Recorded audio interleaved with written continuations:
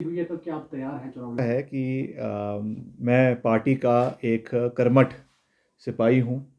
और हम जो भी है वो कांग्रेस पार्टी की वजह से है। इसलिए आज ही नहीं, मैंने तो आपको याद होगा कि आज से करीबन 6-7 महीने पहले भी कई इंटरेक्शंस में ये बात कही थी कि मैं कभी भी किसी भी आदेश से और किसी भी चुनौती से कभी पीछे हटने वालों में से नहीं हूँ। जो भी पार्टी का आदेश है, जो भी पार्टी का वो है, उसको हमने हमेशा आगे रखा है। चाहे वो यूथ कांग्रेस की बात हो, यूथ कांग्रेस का अध्यक्ष मैं इलेक्टेड रूप से आया और मैं प्रदेश का 5 साल युवा कांग्रेस का अध्यक्ष रहा। उसके बाद पार्टी ने मुझे शिमला ग्रामीण से टिकट दिया, मैंने वहाँ से चुनाव लड़ा। विपक्ष में रहते हुए अपनी भूमिका को पूरी मजबूती से अदा करने का हर संभव प्रयास किया और विपक्ष में रहते हुए भी मैंने करीबन 100 करोड़ के विकास कार्य अपने विधानसभा में उस समय की तत्कालीन सरकार के साथ तालमेल बनाकर अपने निर्वाचन क्षेत्र में किए। वर्तमान में मुझे फिर से शिमला ग्रामीण से उससे 4 गुना मार्जिन से के साथ जीत कर वापस भेजा और मुझे पार्टी ने जो जिम्मेवारी सरकार के माध्यम से दी है उसका भी हमने पूरी गहनता के साथ और पूरी जिम्मेवारी के साथ उसका निर्वहन करने का प्रयास एज लोक निर्माण मंत्री और शहरी विकास मंत्री के रूप में मैंने अपनी सेवाएं देने का पूरा प्रयास किया। आपने खुद देखा आपदा के समय में किस तरीके से हमने अपनी भूमिका को पूरे प्रदेश के अंदर सबके आशीर्वाद के साथ, मुख्यमंत्री जी के सहयोग के साथ आगे बढ़ाया। आपदा के समय में रिकॉर्ड समय में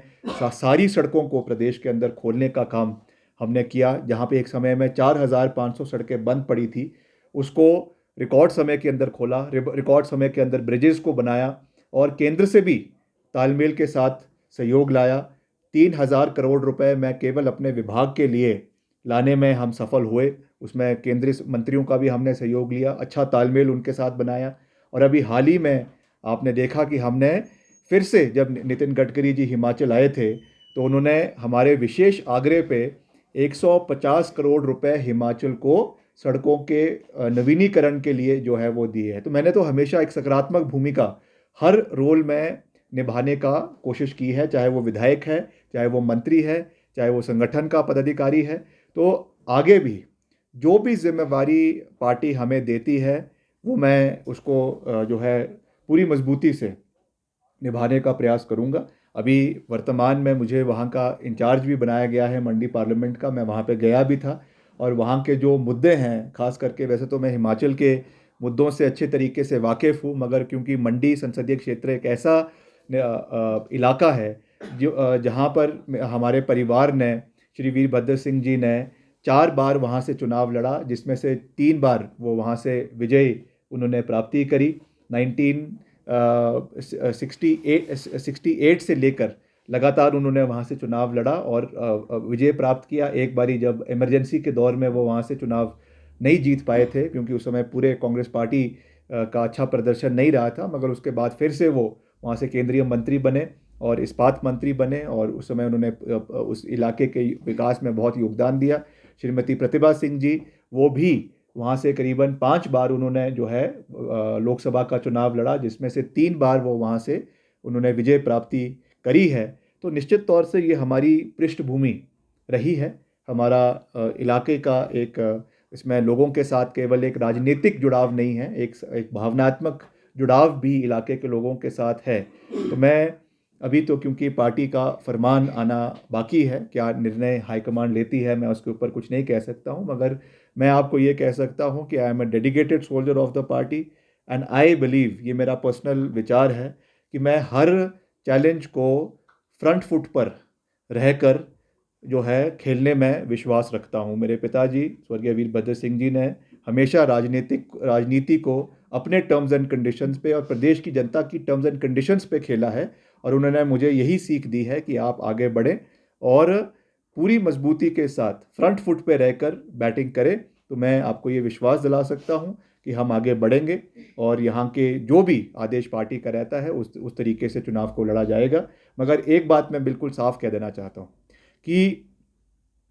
अभी जो चुनाव का एक माहौल पूरे प्रदेश के अंदर भी और ख़ास करके मंडी संसदीय क्षेत्र में जो विपक्ष के प्रतिद्वंदी है, जो हमारी प्रतिद्वंदी है, जो वहाँ से भाजपा की पार्टिसिपेंट है, जिस तरीके का एक माहौल बनाने का कोशिश किया जा रहा है और जिन बातों को, जिनका हिमाचल के लोगों के साथ कोई सरोकार नहीं है, उन बातों को ज़बरदस्ती उठाया जा रहा है, मैं समझता हूं कि ये दुर्भाग्यपूर्ण है। बातें होनी चाहिए तथ्यों के ऊपर, बातें होनी चाहिए प्रदेश में रोज़गार, प्रदेश में सड़कों का निर्माण, प्रदेश में IITs, प्रदेश में IIMs, प्रदेश में हॉस्पिटल्स, प्रदेश में क्या आप नई विजन के साथ प्रदेश के अंदर आना चाहते हैं, इन चीज़ों के ऊपर बात होनी चाहिए। पर मुझे दुख है ये बात कहते हुए कि जो वहाँ से अभी भाजपा की प्रत्याशी है, वो केवल और केवल अपना एक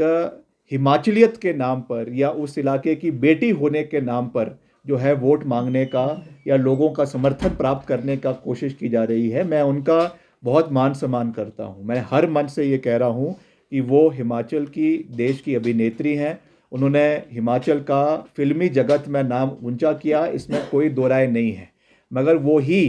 हिमाचल की बेटी नहीं है। हिमाचल के 70 लाख आवाम में करीबन 15 से 20 लाख बेटियां और भी हिमाचल प्रदेश के अंदर हैं, जिन्होंने हिमाचल का नाम, चाहे वो फिल्मी जगत में है, चाहे वो माउंटेनियर्स है, चाहे वो एडवोकेट्स है, चाहे वो क्रिकेटर्स है, चाहे वो और किसी जगत में है, बहुत सी बेटियों ने हिमाचल का नाम जो है वो राष्ट्रीय स्तर पे रोशन किया है। मेरी बड़ी बहन खुद जो एक हिमाचल से निकल कर जो है chief justice of Manipur high court बनी और उसके बाद जो है वो लोकपाल में सदस्य के रूप से वहाँ से रिटायर हुई हैं। ऐसे अनेकों एग्जाम्पल्स प्रदेश के अंदर है। तो केवल उसको एक ही व्यक्ति तक कॉन्सेंट्रेट करना, मैं समझता हूँ कि वो हिमाचल की बेटियों का